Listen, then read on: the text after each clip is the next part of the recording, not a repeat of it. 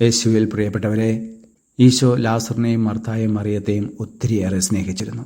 രോഗബാധിതർ യേശുവിൻ്റെ പക്കലേക്ക് കടന്നു വരുമ്പോൾ ഉടനെ ഈശോ സൗഖ്യം നൽകിയിരുന്നതാണ്. ലാസർ രോഗബാധിതനാണ് എന്ന വിവരം സഹോദരിമാർ അറിയിച്ചിട്ടും ഈശോ ആ ഭവനത്തിലേക്ക് കടന്നു വന്ന് ലാസറിനെ സുഖപ്പെടുത്തിയില്ല.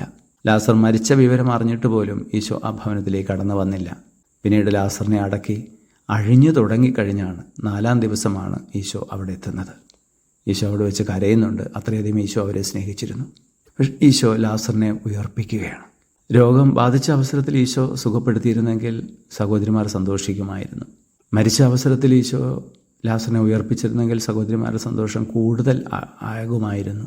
എന്നാൽ അടക്കി അഴിഞ്ഞു തുടങ്ങി 4 ദിവസം കഴിഞ്ഞ് സർവ്വപ്രതീക്ഷയും നഷ്ടപ്പെട്ടപ്പോൾ ഈശോ ലാസറിനെ ഉയർപ്പിച്ചപ്പോൾ സഹോദരിമാരുടെ സന്തോഷം എത്രയോ വളരെ വലുതായിരുന്നു. അതേ പ്രിയപ്പെട്ടവരെ, നമ്മളെ വിസ്മയിപ്പിക്കുന്ന അനുഗ്രഹങ്ങൾ തരാൻ, നമ്മളെ അതിശയിപ്പിക്കുന്ന സന്തോഷം നമുക്ക് നൽകാൻ ഈശോ സമയമെടുക്കും.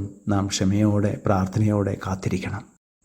ഈശോനാഥ, വിസ്മയിപ്പിക്കുന്ന സന്തോഷവും അതിശയിപ്പിക്കുന്ന അനുഗ്രഹങ്ങളും ഞങ്ങളുടെ ജീവിതത്തിൽ ലഭിക്കാതെ പോകുന്നത് ക്ഷമയോടെ കാത്തിരിക്കുവാനുള്ള വിശ്വാസം ഞങ്ങൾക്കില്ലാത്തത് കൊണ്ടാണെന്ന് ഞങ്ങൾ മനസ്സിലാക്കുന്നു. ഞങ്ങളോട് ക്ഷമിക്കണമേ. ആഴമായ വിശ്വാസവും ബോധ്യവും തന്ന് ഞങ്ങളെ അനുഗ്രഹിക്കുമാറാകണമേ, ഇപ്പോഴും എപ്പോഴും എന്നേക്കും. ആമേൻ.